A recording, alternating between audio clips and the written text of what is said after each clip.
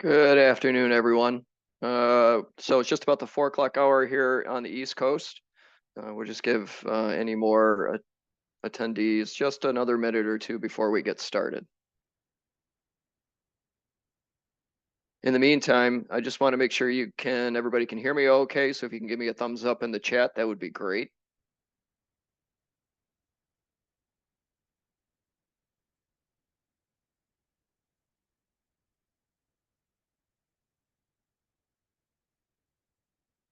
Thank you, Brandon. Appreciate that.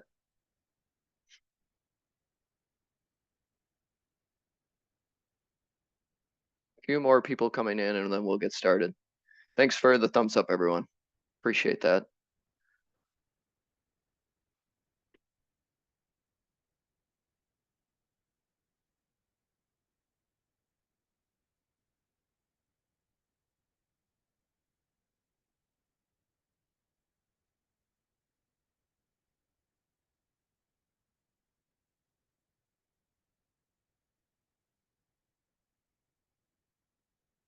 All right, well, we're going to get started for our webinar today. So I want to thank everyone who's taken, a few minutes out of your day to join us here at the Mason Group on our webinar about data analytics and how to use them essentially in public safety. So with that, we'll jump right in. Just a little background introduction. So my name is Jason Klink. I'm one of the co-founders of the Mason Group and SmartProtect Public Safety Solutions. I worked 26 years in public safety, both in the fire service and as a 911 dispatch supervisor. I'm located in central New York. Our team at the Mason Group is essentially all over the country. And what we have put together here today is some training, some education on one of the biggest topics, I think, not only in public safety, but around the world, of how data analytics, predictive analytics, and AI are playing a part in our work lives and our normal lives, and in particular in our public safety operations.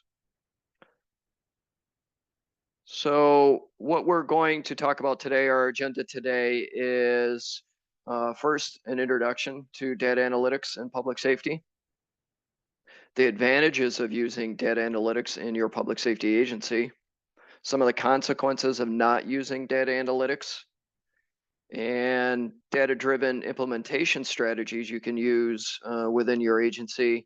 And then we'll do a little QA at the end. If you have any questions at all, this is very interactive. Drop your questions in the chat. I will probably get to them at the end, unless I notice them as we go along here. But any questions that we come about, just drop them in the chat and I'll be glad to answer them at the end. So an introduction to data analytics in public safety.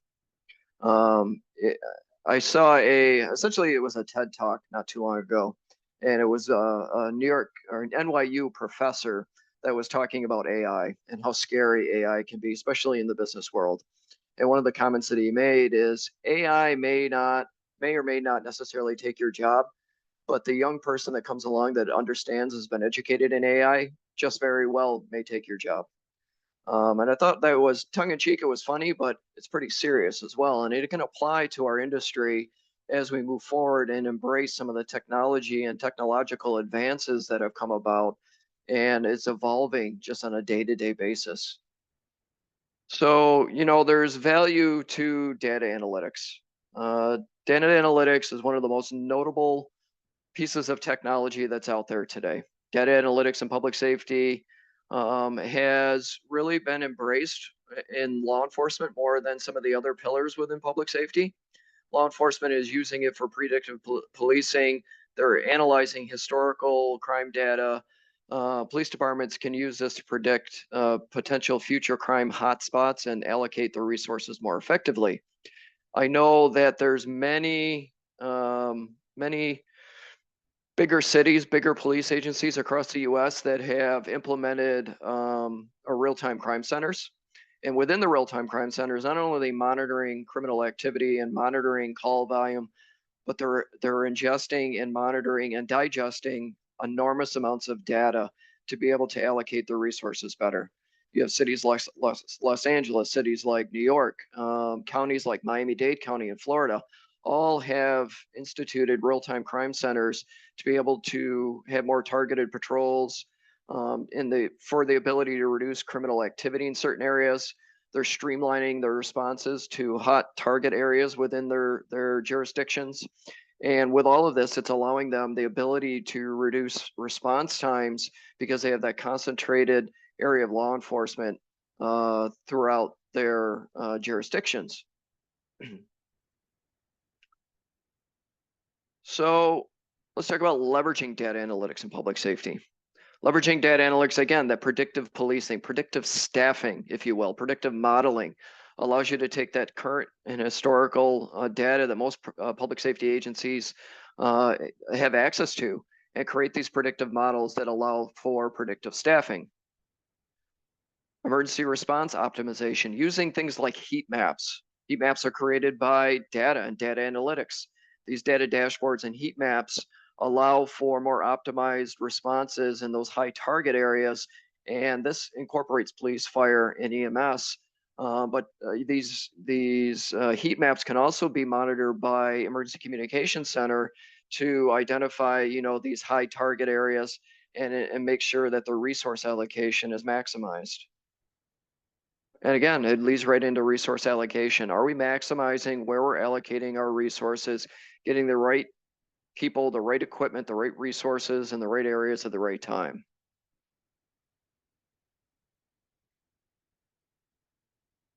So one of the things too, and I'll back up 1 second because I want to highlight, and I was looking at my notes here. One of the things I want to highlight is with data analytics and the predictive modeling, a lot of times you're deploying resources in areas where it needs it the most. And it doesn't have to be high crime areas. It doesn't have to be a pandemic situation where you have, ambulances going to the same areas for a majority of the day. But if you have areas like the South, the Southeast, with large amounts of tropical storms and hurricanes and preparing for that with those predictive modeling, you have even areas like New Orleans with Mardi Gras every year using that current and historical data to create predictive models to better staff those areas during those events that they have in areas like New Orleans or even St. Patrick's Day parades in New York City. All of this can use data and predictive analytics to better model out the staffing that you need and resource allocation that your agency needs when those big events are occurring. And again, it could be weather events, it could be it can be these events, these cultural events, or just the events that have reoccurring situations where they're happening. So some of the data-driven tools and methodologies, and some of these tools are used by um, data analysts, data scientists to create visuals based on the historical and current data that they analyze. So you have some BI tools, and BI tools are software like Tableau and Microsoft Power BI. So they're useful in public safety because they help provide some visualization on crime pattern or response patterns, incident reports, and improves response strategies based on these visuals. And it gives a real good resource allocation visualization on where to put the right resources at the right time. So Tableau is a powerful data visualization tool that enables users to create these interactive and shareable dashboards. It allows the supporting of a variety of data sources such as spreadsheets, databases, and cloud services. This platform is well known for its ability to perform advanced analytics and advanced analytic tasks like calculations, filtering, and forecasting, which could be very crucial to public safety agencies to predict trends and allocate resources efficiently. Microsoft Power BI is a cloud-based analytical service that provides comprehensive business intelligence capabilities. It offers rich data visualizations with an array of visuals like charts and maps and gauges. Power BI also includes AI capabilities, allowing for natural language queries, which can simplify data analysis tasks in public safety contexts. Really, this is ideal for public safety agency organizations to integrate and analyze data from various sources, enabling quick access to real time insights and the ability to forecast public safety incidents.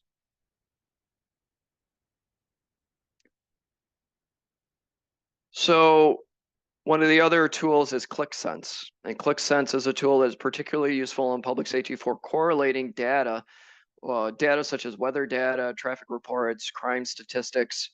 Zoho is a cloud-based BI and analytical platform which offers deep insights through data visualizations, reporting, and analytics. Zoho Analytics supports data from over 500 sources and enhances usability with AI-powered assistance that provides smart dashboard reports and data alerts. These features have pivot tables and drill down capabilities, making it a very robust tool for detailed data exploration. So analytics can be particularly helpful for smaller public safety agencies and community safety programs to analyze data effectively and make informed decisions based on trends and patterns in data. One of the questions in the chat are there any recommendations for tools and frameworks that can help streamline these processes? All of these data-driven tools that I'm talking about today help streamline data analytics, and it's just choosing the one that's most applicable to your agency, most applicable to your data sets. Are you a large city like Baltimore or Philadelphia with large data sets that needs a more powerful, robust tool like Microsoft BI or Tableau? Or are you a smaller agency, maybe an agency in Central Ohio that can get away with using Zoho Analytics and still have that powerful visualization tool?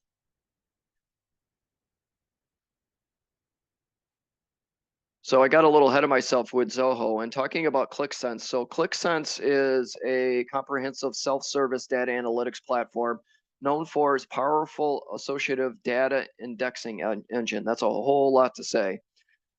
This features allows users to explore connections across various data sources, highlighting relationships and patterns.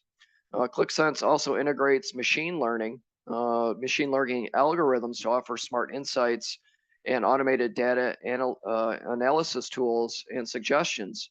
When you get into machine learning algorithms, that's where you're building those predictive models. We're building that predictive staffing models. That's a direct use of your data analytics.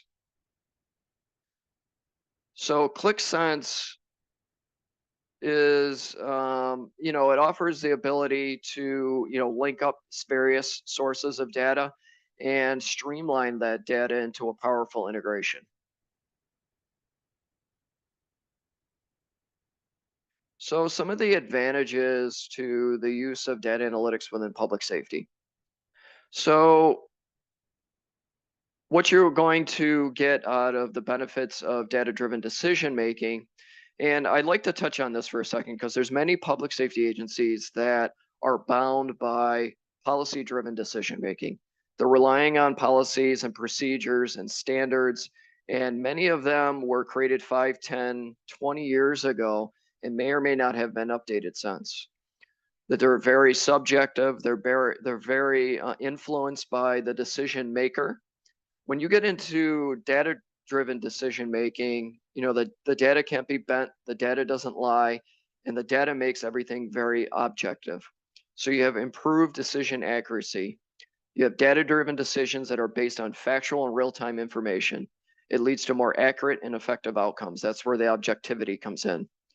When you leverage data analytics, you optimize your resource allocation and operation efficiency, ultimately reducing waste, reducing time and money that is spent, and maximizing the impact of the decision making based on the data. And then you have enhanced responsiveness. Data-driven approaches enable organizations to respond more quickly and appropriately to changing circumstances. When you're relying on policies, they're very rigid, they're very inflexible. They don't, you're going by the written word, and it's very tough to make that a flexible situation. When you have data that is changing with the changing environment, your decision making is a lot more enhanced. So some Data analytics that are in action today. Data analytics empowers public safety agencies to make data-driven decisions, improve their operational efficiency, and ultimately enhance the safety and well-being of their communities. At the end of the day, we're trying to provide the best service possible to our communities based on the information that we have. So that's using crime pattern analysis. It's using risk assessment models. What are those risk assessments? Are you in those hurricane prone areas? Are you in earthquake prone areas? Are you in wildland fire prone areas? And can you use these risk assessment models to better drive your decision making when it comes to resource allocation? Can you optimize your emergency response areas? Do you have the right fire stations in the right areas? Do you have the right unit hour utilization for your EMS agencies and keeping the right EMS crews in the right areas at the right time? So going through here, now we get to the consequences of just not using data analytics or even not even considering the data that you may have available to you at your public safety agency. By neglecting a data-driven approach, you're ultimately increasing your response times because you're relying on those rigid policies and standards that are driving your responses today. You have increased response times that can escalate incidents, worsen outcomes, and ultimately erode public trust in authorities. One of my examples for this is not too long ago, I believe it's towards the beginning of the year, the police department in the city of Pittsburgh had sent out notification to their community, their entire community, that they didn't have enough staff to staff their overnight shift. And from the hours, I think it was from 100 or 0300 to 0700 the next morning, they would only answer in progress emergency calls. So if you had something that just occurred, you had something that was an investigation, it was going to hold until the following morning.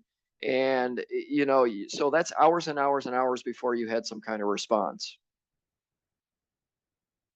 Inefficient resource use. Inefficient resource use and public safety results in those longer response times, heighten risk, and undermines the safety that we're providing to the community. If you just don't have the resources available, how are you going to respond to the larger in progress events without having the right butts at the right seats at the right time? And oversight in critical areas. Oversight in these critical areas result in regulatory compliance that can lead to risks and vulnerabilities in your community. If you're not complying with standards, if you're not complying with the regulatory government oversight, this is where the data-driven approach can help in those areas.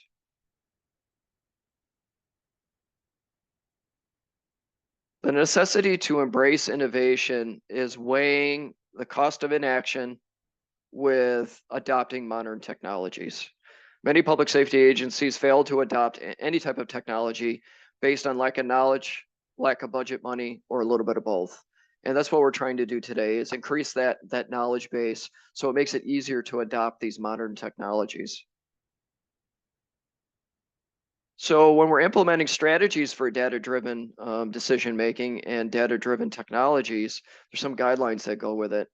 And there's a question in the chat that talks about what steps can public safety leaders take to build an effective data analytics team. Well, this leads right into the slide. So when you're building a data analytics team, not only can you use internal resources, but you can also use external resources. So internal resources, what are you going to use? Maybe if you are a 911 center in the middle of a police department and the police department has a data analytics person or team, you can lean on them to help implement data analytics in your 911 center. You could use an IT person that's well versed in data analytics.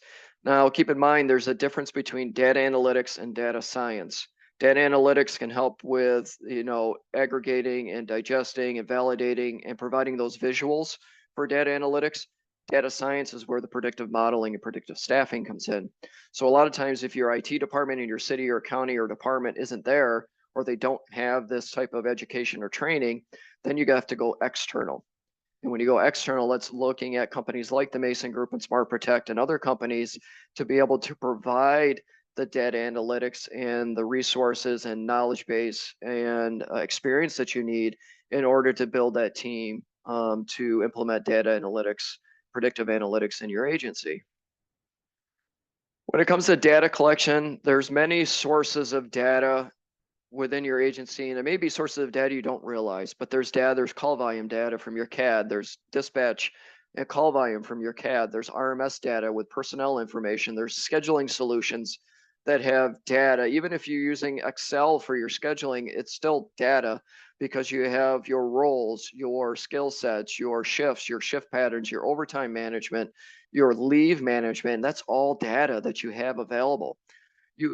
Collecting that is can be as simple as CSV files that can be gathered, collected, aggregated, ingested, and validated in order to create data analytics. And then the tool selection, again, this is where you need that expertise. You need those resources in order to decide, are you going to go with Microsoft BI or are you going to go with Zoho? What is applicable to your agency? And that's where those resources come in.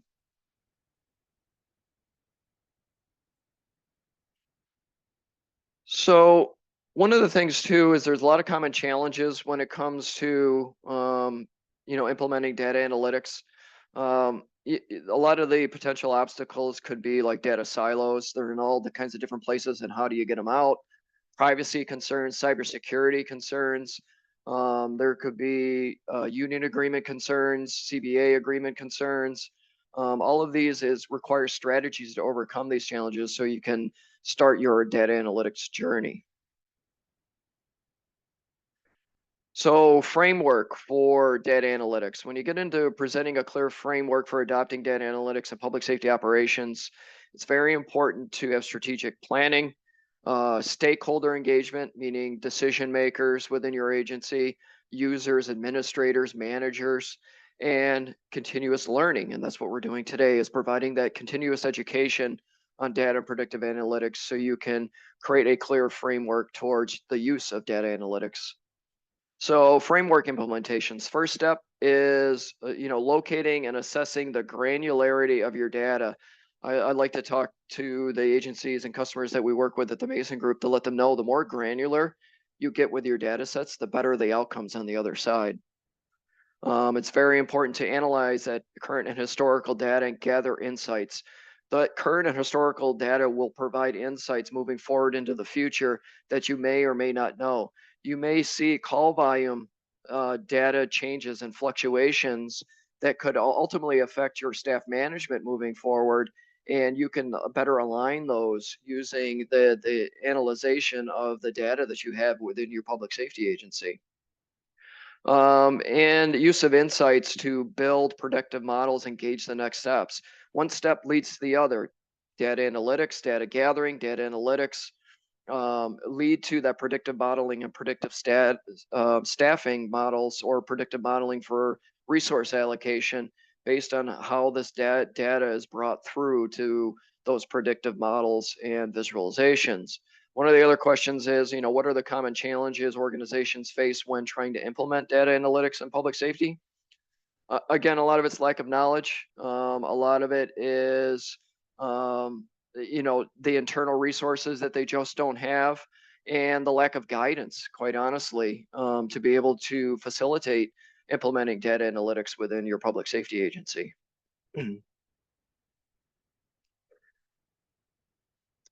So what I want to do is talk a little bit about SmartProtect Public Safety Solutions and what we've started here through the Mason Group. In 2023, myself and my co-founder had talked about how can we best introduce data and predictive analytics to public safety to make a difference. And when we were masterminding this, we talked about training, we talked about records management, ultimately landed on staff management, just simply based on the challenges around staffing across the country for public safety agencies. There's 86% of public safety agencies that are at 60% staffing or less. That's 30, 40, sometimes 50% decrease in staffing in a lot of these agencies. There's a lot of holes, And currently, what they do is they fill it with overtime, and they're beating up their people. And the overtime is requiring our people to work 12 and 14 and 16 hours every single day, including your days off. And believe me, I've been there, I've done that. It wears on you, and it increases that burnout factor. So, SmartProtect was created by public safety professionals for public safety. We understand the struggles, we understand the challenges, and we understand what the solutions are to them. Our team is comprised of very talented individuals with decades of experience, not only in technology and data science, but also public safety. Together we are dedicated to drive this positive change and make a lasting impact with our public safety partners. And that's why we came up with our core values of number one, always being customer centric, having the best of innovation, having always having integrity, and collaborating as much as possible, not only within our company, but with our partners outside of our company. Our vision is to create customized, real-time, real-life dashboards that can be accessed at any time and any place, and give that visualization at any point during a shift, during a day, that will seamlessly enhance the efficiency and optimization of staffing operations to our public safety partners. Uh, these tailored dashboards and customized dashboards are built precisely with the unique staffing requirements for the agencies that we collaborate with. And again, it goes into everything with their scheduling information. It goes into their records management and call volume information. This is a sample dashboard that we've created for one of our partner agencies. It's very powerful information. There's heat map based on call volume. There's graphs based on staff count versus call volume. And this is where it gets very powerful, because if the staffing doesn't align with the call volume and the call volume data, that's where things can be adjusted and improved. And ultimately, for your agency, it could mean taking data and this data driven visuals and going to your city or your county and saying, hey, this data says we need 10 people. We've been working 10 people short for a number of months, a number of years, and ultimately providing the data, because that speaks more volumes to the decision makers and your government oversight than it would just going with them and pounding on the table saying we need more people without the data to back it up. Ultimately what was going to happen in 5 years was accelerated to 3 years because of the pandemic. We had, not only did you have mass retirements, but you had people with 10 and 15 and 20 years that got burned out, had enough, didn't want to do it anymore, and they took their experience and left. When you can, ultimately make $60,000 a year throwing packages at Amazon instead of $50,000 a year in a salary, getting your brains beat in every day, working in public safety, sometimes that's a little bit more to overcome for people. You can promise the people all the overtime they want and ultimately double their salary, but it's also doubling that burnout rate. And this is where these data visualizations are coming into play, because a lot of administrators and managers can keep track of this information and ultimately have that powerful decision making right at their fingertips. So with that, that's the end of the presentation. What questions do we have? Does anybody have any questions they want to ask from the group? Be happy to answer them. I know we've had a few throughout the presentation. It looks like I answered all of those. Does anybody else have any questions they would like answered about data analytics, predictive analytics, how to get them implemented, how to get started? I'd be happy to answer them.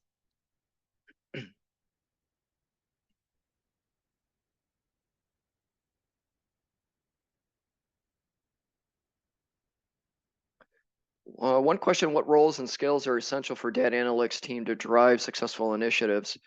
So roles and skills that are essential for a data analytics team, they need to understand what data analytics are and what data science is. And the difference between the two, and is one of the things that we empowered in our team at the Mason Group and SmartProtect, is to make sure we had data analytical people and data science people. The data science people are going to be able to take the data analytics and create the predictive modeling that most agencies will want to see. And if you have those skill set, that education, that experience, that's really what's going to help you build that team and optimize that team into getting the results that you're looking for. Once you have that data once you have the team. It's, customizing and creating these visuals, creating the outputs and the information that you need to, ultimately create the models that are specific to your agency. One thing that I've learned of working in this business and in this industry for a number of years, most agencies aren't anomalies when it comes to public safety, but most agencies aren't doing the same thing and have the same policies as the agency next door. And that's where you can streamline a lot of that. So, it makes a lot more sense once you get into it. It makes a lot more sense when you see the outcomes and the visualizations and the modeling. A lot of what the data is used for up to that point may or may not make a lot of sense, especially if you're not educated or have a skill set in data analytics. Any other questions? Well, SmartProtect assists agencies with staffing, recruitment, and retention and such. Yes, the data predictive analytics that we provide through SmartProtect isn't solely we have a sole pathway with staff management, but there's so much more to that. There's recruitment and retention. There's mental health, wellness. All of this data can be used to bolster and optimize those areas. So what do I mean? So let's talk about retention, right? Collecting the data of the people that are staying and collecting the data of the people that have left or are leaving. Why are they leaving? Why have they have left? What were their reasons? What kind of exit survey did you give them to get that kind of information? And now you can put it together to create stronger retention strategies moving forward. Ultimately, being able to retain the people that you have, and then using that information to recruit a new pool of candidates and to be able to bring in as new employees and ultimately keep them as well.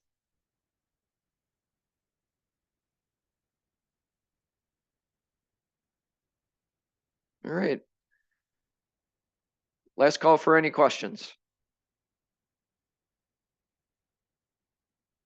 Awesome. All right. With that being said, I would like to thank everybody for taking the time today to join in our webinar. It's a short and quick one, but you know what? I believe it's a powerful one, and it allows you to get all the information that you need to, think about implementing data and predictive analytics at your public safety agency. At any point, if we can be of any help, please reach us through our website, themasongroup.com. You can email us at info@themasongroup.com. Feel free to reach out to us. Follow us on social. We're providing a lot of information, a lot of training information, almost on a daily basis. And there'll be quite a few more webinars based on this topic moving forward through the rest of the year. So again, thank you all. I appreciate you for joining in. And with that, have a great day.